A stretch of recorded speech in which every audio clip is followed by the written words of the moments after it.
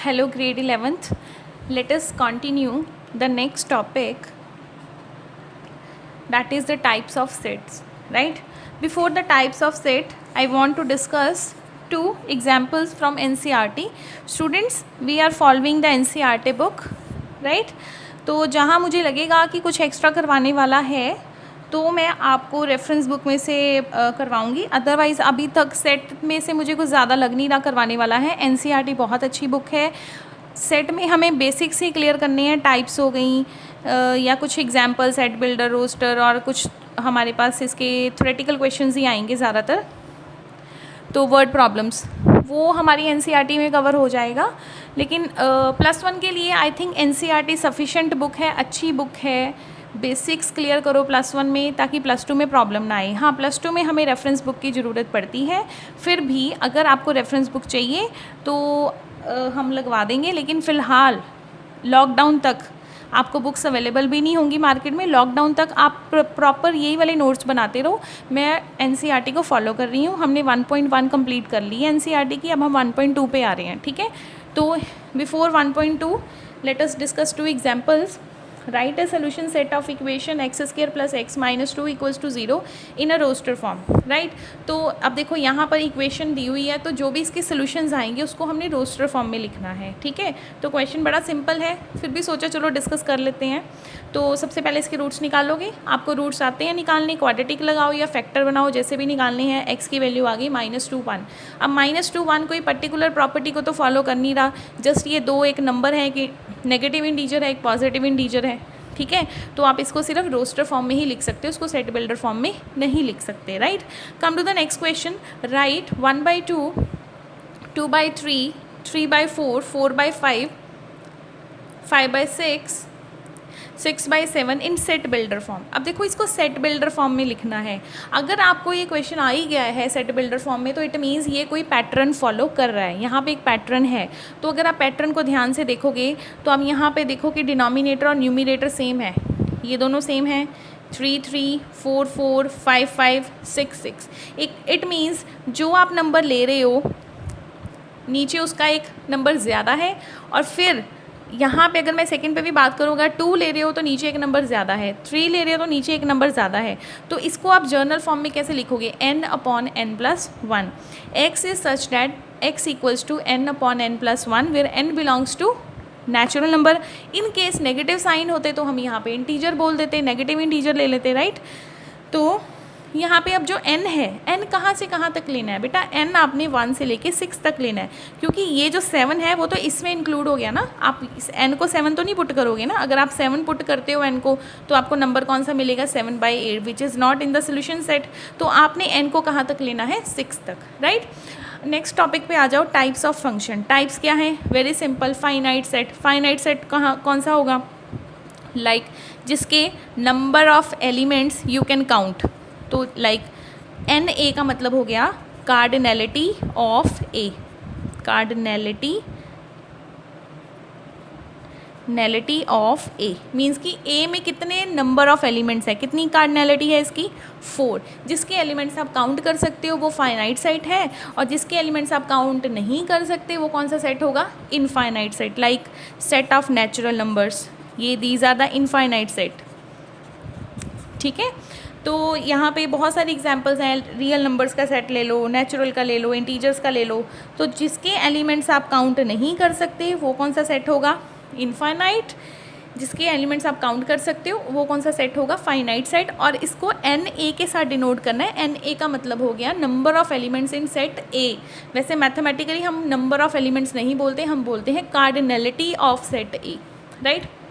Next is equal set. अब देखो दो सेट इक्वल कब होते हैं? If every element of A is also the element of B। Means कि A और B के एलिमेंट्स बिल्कुल सेम होने चाहिए। ऑर्डर मैटर नहीं करता।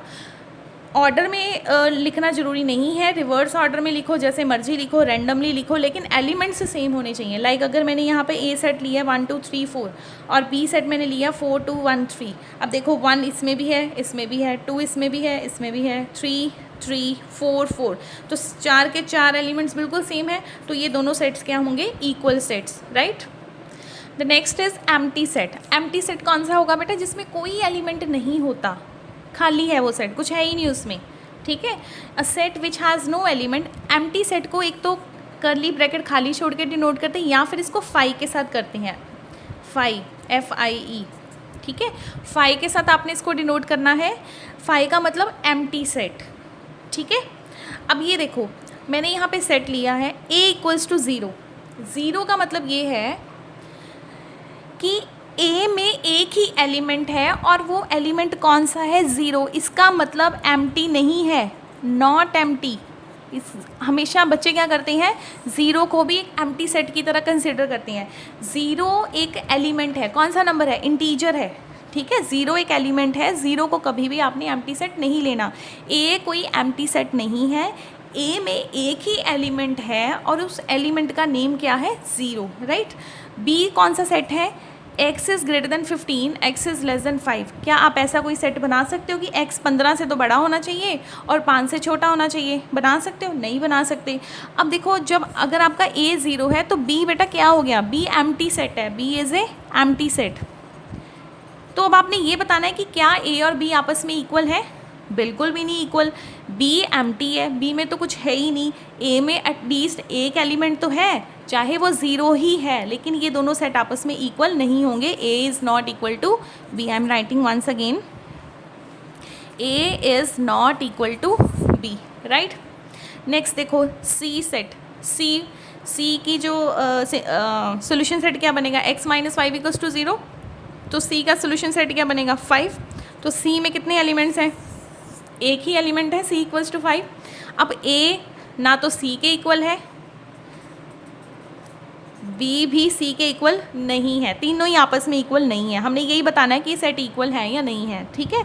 This is the solved example in NCERT। अब देखो D का सोल्यूशन सेट क्या बनेगा, 5 एंड -5, दो एलिमेंट्स आएंगे 5 एंड -5, क्या वो ABC के इक्वल आएगा, नो।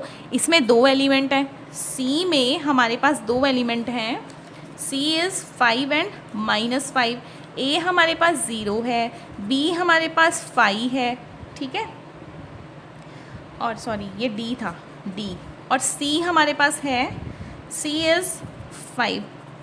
तो बेटा क्या इक्वल है, बिल्कुल भी नहीं इक्वल। इसमें दो एलिमेंट हैं, इसमें एक एलिमेंट है, ये वैसे ही एक एलिमेंट है, एलिमेंट तो एक एक ही है, C और A दोनों में एक एक एलिमेंट ही है, लेकिन ये इक्वल नहीं है, उसमें 5 है, इसमें 0 है, B वैसे ही खाली पड़ा है, ठीक है।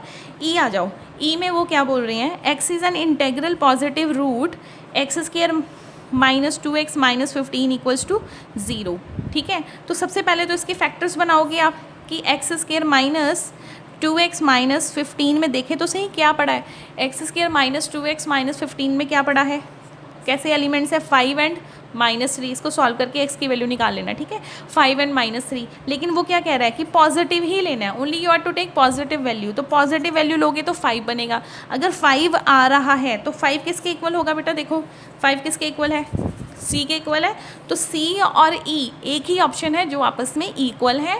सो hence your exercise 1.2 is completed, right? Note down on your copy, stay tuned, stay home, and if you like my video, please like it, share it and subscribe it. Thank you.